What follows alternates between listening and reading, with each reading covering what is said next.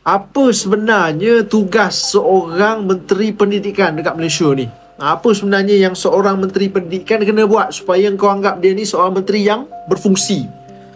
Hari ni kau cukup marah pada Fadlina. Gila-gila punya marah, hari-hari kau duk serang dia ni. Dah berapa hari dah. Seolah-olah Fadlina lah punca kepada segala masalah yang berlaku dekat sekolah hari ni. Kes jenayah dekat sekolah ke bully ke, ini semua berlaku daripada zaman dulu lagi tu.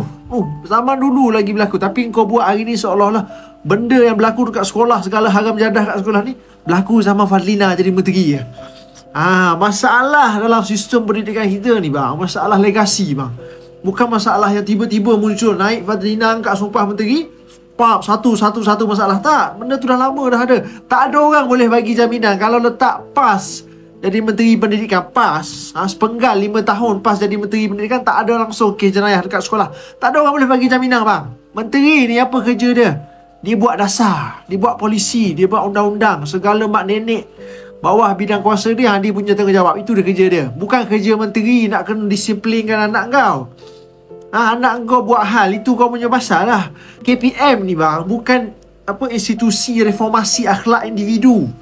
Kalau anak kau buat perangai macam sial, anak kau terlibat dalam kes disiplin, anak kau buat jenayah dekat sekolah, itu bukan maksud KPM ataupun Menteri Pendidikan ni gagal. Itu maksudnya sistem kawalan sosial, tanggungjawab mak bapak dekat rumah tu gagal. Tapi benda dah berlaku dalam sekolah, budak tu buat jenayah dalam sekolah, tanggungjawab sekolah lah, tanggungjawab Kementerian Pendidikan lah kena ambil tanggungjawab. Ya betul, aku setuju. Soal dia, Fadlina lagi ke? Fadlina tinggalkan tanggungjawab dia ke? Fadlina dah ambil tanggungjawab dah. Hari awal kes berlaku, Fadlina turun ke sekolah, jumpa pihak sekolah, arah siasatan segera, jamin mangsa ni dapat perlindungan, dapat keadilan. Apa lagi kau tak puas hatinya? Kau tak puas hati sebab kau baca headline berita, twist statement Fadlina mengenai itu 4 orang budak sekolah boleh ambil SPM. Budak kes boleh ambil SPM itu, kau tak puas hati sampai kau marah pada Fadlina gila-gila punya ni.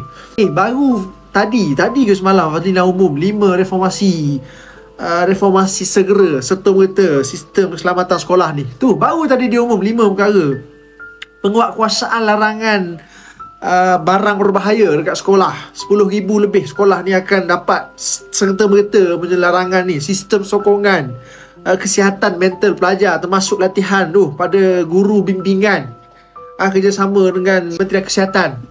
Subjek kesihatan reproduktif sosial wajib dekat sekolah. Fadlina arah spot check lebih kerap, audit keselamatan fizikal berterusan dekat seluruh sekolah. Okey lah, apa lagi kau nak suruh dia buat? Pada aku Fadlina dah buat apa yang dia perlu buat sebagai menteri. Dah settle kerja dia. Kalau kau nak banding prestasi Menteri Pendidikan ni, aku rasa Razi Jidin tu jauh lagi teruk kalau banding dengan Fadlina ni. Tu Menteri Pendidikan paling lembab dalam sejarah kita, Razi Jidin. Takkan kau dah lupa zaman dia jadi menteri dulu, dia handle PDPR zaman pandemik COVID tu langsung, tak berkesan langsung. Hara benda tu, beri kesan pada mental pelajar waktu tu. Takkan kau dah lupa dah. Jadi apa yang Fadlina kena hari ni samalah apa yang Dr. Mazli Malik kena dulu bila orang ejek dia menteri kasut hitam. Sebab zaman dia dulu dia perkenalkan kasut hitam dekat sekolah. Walaupun dalam tempoh dia jadi menteri tu macam-macam dia sempat buat, tapi orang hanya ingat kasut hitam. Itulah. Samalah Fadlina kena ni benda yang sama lebih kurang. Jadi aku harapkan Fadlina tak payah hirau lah ni pembangkang ni pergi mampus ada orang tu. Jalan terus.